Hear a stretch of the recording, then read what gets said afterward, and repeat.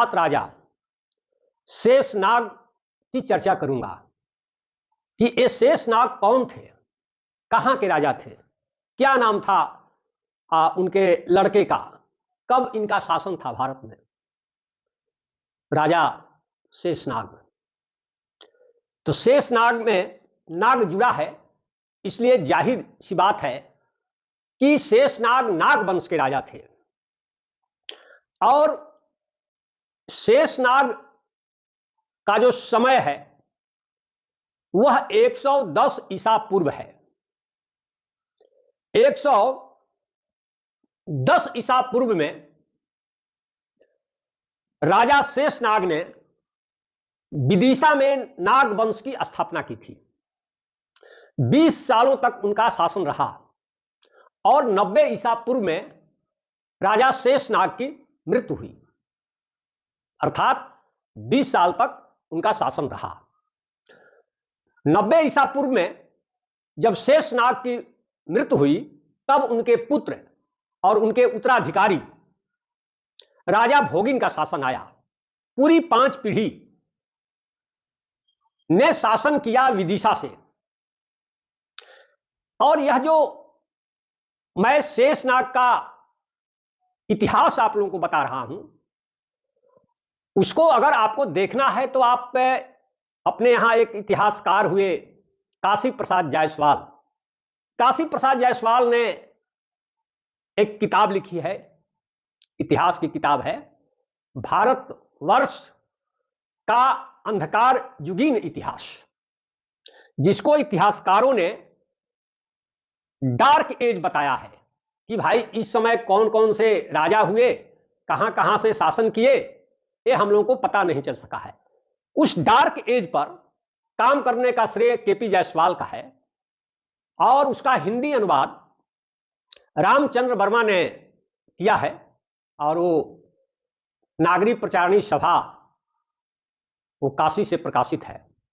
उसमें उन्होंने शेषनाग के बाद जो राजा विदिशा से शासन किए उसका पूरा डिटेल है और काशी प्रसाद जायसवाल ने आर्कियोलॉजिकल आधार पर भी बताया है कि शेषनाग भारत के एक बड़े राजा के रूप में इंडियन हिस्ट्री में शुमार हैं। राजा शेषनाग के सिक्के आज भी ब्रिटिश म्यूजियम में सुरक्षित है। इसलिए शेषनाग की ऐतिहासिकता पर कोई सवालिया निशान खड़ा नहीं होता है। लेकिन अपने यहां तो जानते ही हैं कि बहुत सारे राजा को भैंसा बता दिया गया, बहुत सारे राजा को सांप बता दिया गया, बहुत सारे राजा को राक्षस बता दिया गया और इस तरह से बहुत सारा इतिहास गर्त में चला गया। उसका एक एग्जाम्पल राजा शेषनाग है। नागों का तो बहुत बड़ा साम्राज्य था भारत में। अब इनके प्रभाव का आकलन आप तो इससे कर सकते हैं कि आज भी जम्मू कश्मीर में अनंतनाग है जो नाग डायनेस्टी के आधार पर ही है। राजस्थान में नागौर है, नाग वंश के ही आधार पर है।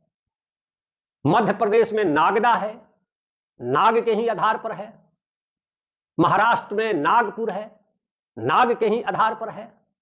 इससे नागों का जो विस्तार है, नागों का जो भारत पर प्रभाव है, उसको देखने के लिए ये सब काफी है।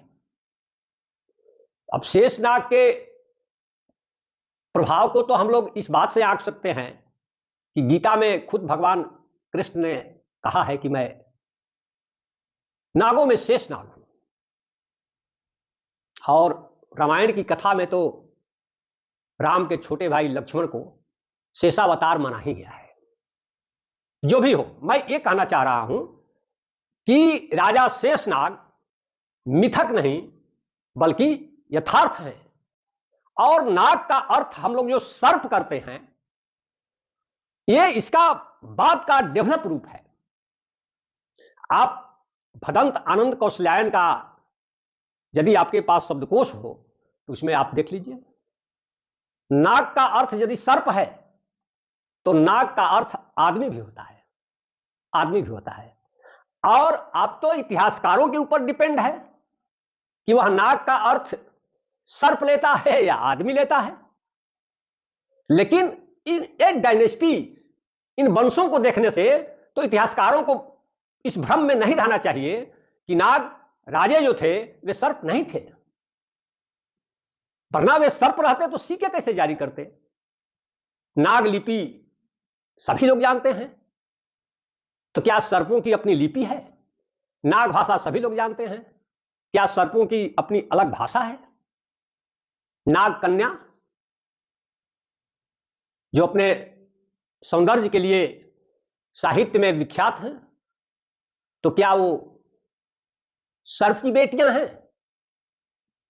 और तो मैं तो यह भी कहता हूं कि नागरी लिपि की व्युत्पत्ति को लेकर करके बहुत सारे इतिहासकार और भाषा वैज्ञानिक भ्रम फैलाए हुए हैं। मामूली सी बात है, न उसका संबंध नागर से है, न उसका संबंध नगर से है, वो तो सीधे सीधे है नागरी लिपि। री माने का, की, जैसे हमारी गाड़ी, तो तुम्हारा घर, जो रा री है, या मेरी किताब, तो जो रा री है तो ये संबंध कारक है, ये बताता है कि इस पर मेरा अधिकार है। तो नागरी लिपि में जो री है उसका मतलब की, तुम्हारी गाड़ी में जो री है वही है नागरी लिपि, माने नाग की लिपि। तो नाग की लिपि क्या नाग लोग आदमी रहे होंगे तभी तो लिपि लिखते होंगे, उन लोगों ने डेवलप किया। पान को हजारी प्रसाद द्विवेदी ने नागवलरी लिखा है, नागवलरी। आप सोचिए कि पानों के विकास में नागों का क्या योगदान रहा है कि उसे नागवलरी कहा जाता है। तो क्या ये सांप लोग ही पान खाते थे? नहीं। फिर हम आगे चर्चा करेंगे, तब तक के लिए धन्यवाद।